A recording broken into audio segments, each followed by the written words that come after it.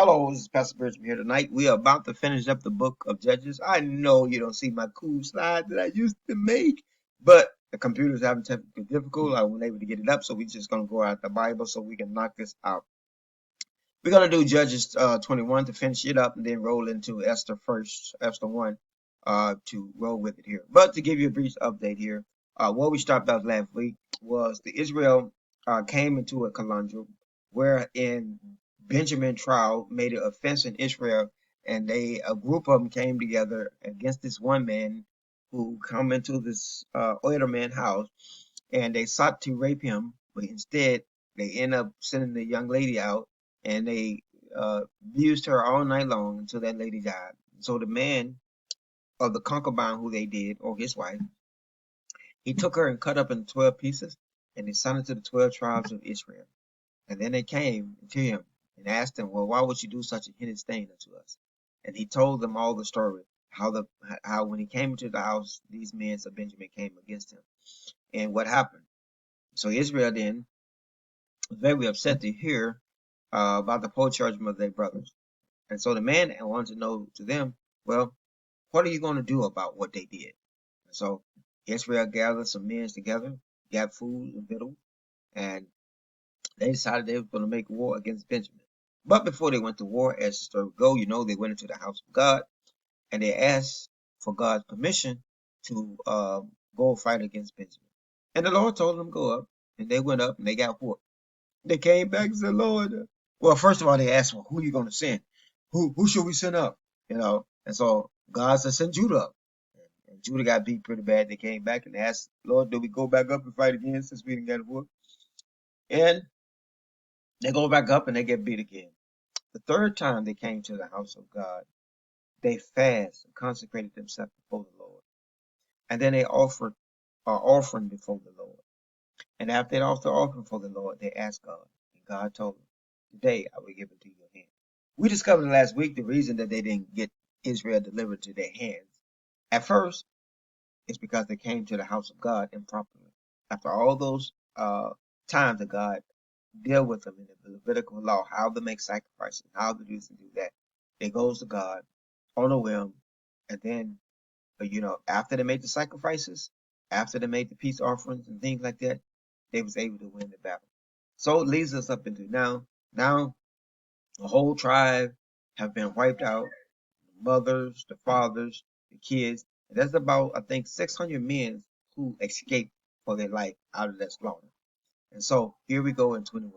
Now the men of Israel swore in Mizpah, saying, there shall not any of us give his daughters to Benjamin for wife. Now, because Benjamin had treated mistreated that woman, and they brought a curse on Israel, they swore that they weren't going to give Benjamin for wife. Now, one thing about the men of God, or the peoples of God, when you swear something to God or to anybody, you better make sure you do.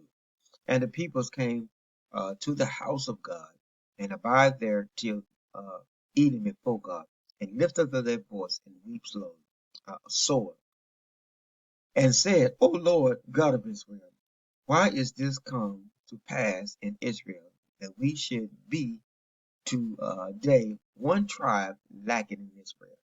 Okay, and it came to pass on the morrow that the people rose early and built an altar and offer burnt offering and peace offering. And look what they do now. Okay, they go crying to the Lord. Okay, and the morrow come, and they goes and they begin to make them offer. And this what happened after. And the children of Israel said, who is there among the tribes of Israel that did not come, that came not up with the congregation unto the Lord? Now, usually when you have to make a decision like that, when they come and summon before their God, every tribe had to be there. For they had made a great oath concerning him that came not up unto the Lord in Mizpah, saying, he shall surely be put to death. Now, any one of those little group or insert that didn't come before God, they talking about killing them folks. This is how serious they are. And the children of Israel repented them for Benjamin their brother, and said, this is one tribe cut off from there is one tribe cut off from Israel, this day. How should we do? I'm sorry. How should we do for wife for them that remain, seeing that we have sworn by the Lord that we will not give them our daughters for wife. Now, in the custom of peoples of war of Israel, when a tribe or something went into battle and they lost a lot of men, uh, or lost a wife or something like that, the other tribe would give them to replenish their line. But now they have sworn before God here, and so there's a problem. A, they said, "What one of their tribe of Israel came not up to Mizpah, and behold, there came none to the camp of Jabez Gilead." If I'm saying it right, to the assembly. For the people were numbered, and behold, there were none of the habitation of uh, Gilead there. And the congregation sent to the 12,000 men of valiance, and commanded them, saying, Go and smite the habitation of Gilead with the edge of the sword, with the women and the children. Oh my God, they about to wipe out this man family. And this is the thing that thou should do. Thou shalt utterly destroy every male and every woman that hath land by a man. And thou findest among the habitation of Jebel Gilead, and they found upon the habitation of Jebel Gilead 100 young virgins, and they had not known men by lying with males, and brought them unto the camp to Shiloh, which was in the land of Canaan. 13.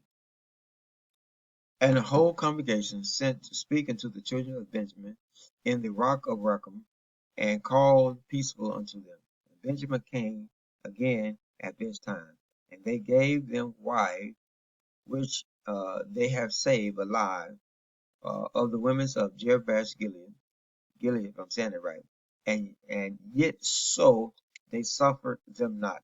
And the people repented them in Benjamin, because the Lord had made a breach in the tribe of Israel. And the elders of the congregation said, How should we do for a wife for them that remains? Remember, it's around about 600 escaped. They only got 100 from that. Saying the women destroyed out, are destroyed out of Benjamin.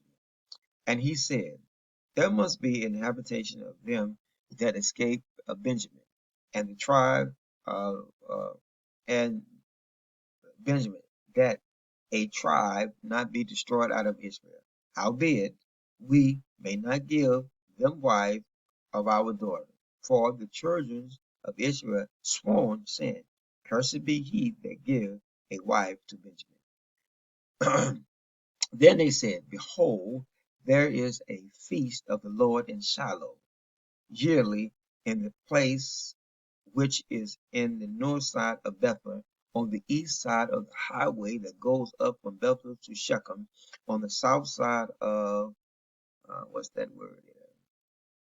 Labonah. Therefore they commanded the children of Benjamin, saying, Go and lie in wait in the vineyard, and see, and behold, if the daughters of Shiloh come out to dance,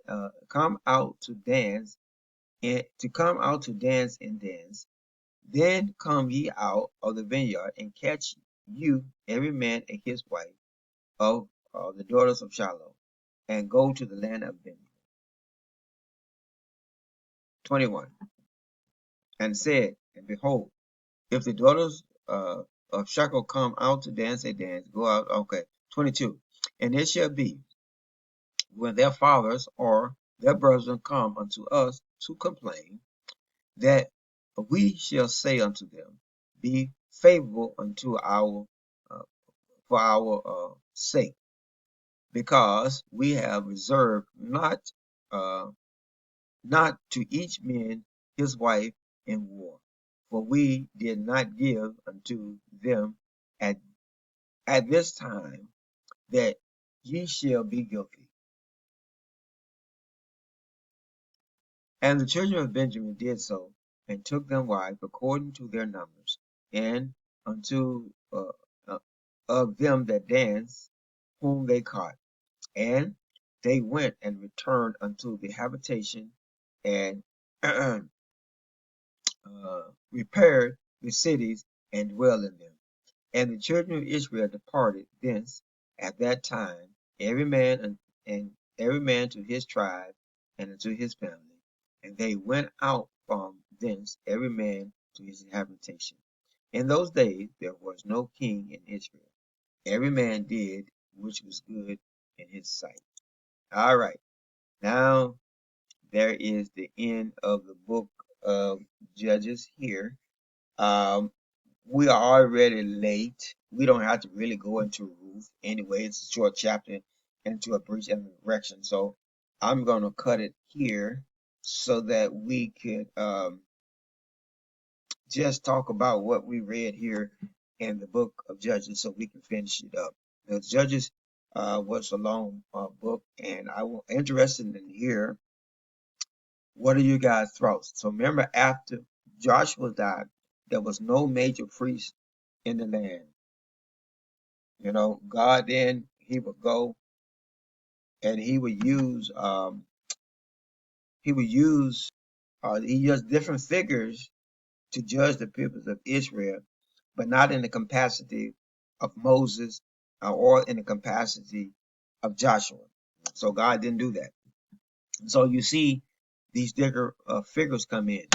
You also see that Israel was seemed to do good with God for a while, and all of a sudden they just kind of God was kind of in the background, and then you had them just kind of following the world, kind of sort of what we have going on here now. Okay, and so you'll see Israel get in trouble, and God will come and rescue them, and then 40, 50 years down the line, somebody else come in and get in trouble. And I made some accusation or put a thought in your head to try to get you to think about how could they go from really being strict with God, and over time you'll see how that society will slowly break down. Well, you see the leaders usually have, some of the men had like 30, 40 children by different women. So sometimes based on how we do and carry ourselves as people, we slowly can pull ourselves away from it. And the reason I say this here at this point in time, everybody is online at this point. Surely the Lord God had came in and blessed every hand that's on this matter. Do we just go back and take this one little blessing that we got and kind of phase back into this world? Or can God build upon us from here? Can God take us from faith to faith? Don't settle for this one thing God did.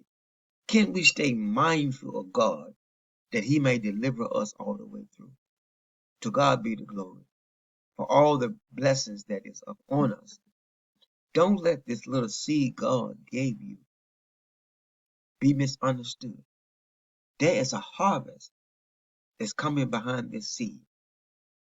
And as you mature to come into due season, you must be mature to come into uh, this harvest. So for most people, God is somebody that come in sometime. He's somebody that come in their life and do one thing, and they feel that they say. But they don't realize that God wants to do a constant work. He wants to complete the work that he began in you. So just a beginning does not get you to the end. I'm telling you, brothers and sisters, let not be as the children of Israel do. Well, they couldn't hang into the belief of God, and nor did they seem to understand the importance of this new life instructions that God had for us, that we may go from higher to higher, that only we may go higher and higher, that we may preserve God in our soul. So, as you begin to go forth in the book of Ruth and listen at the story of Ruth, you're going to see an incredible young lady, okay, who had good enough in her heart to continue on when she didn't have to. And you're going to see, based on her maturity level, the blessing that God put on her. You're going to see going into next week how hard time was there, but God leads you through. What I'm trying to tell you here tonight is that you get in your apartment, your child coming home, you've been moved from one state to another, is the beginning of a greater work. As a pastor, I must say that I am absolutely positively proud of all that you have accomplished. But know this, it is just the beginning.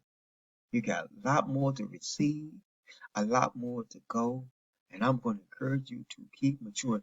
Why do pastor want you to mature? Because the blessing of the Lord is never going to be given to you until you mature enough to handle the things that you ask in God for. I'm going to re-illustrate to you tonight the homework that I gave you, the last Saturday that I gave you. If you have not done this homework, please complete it. Not my commandment, but the Lord's commandment.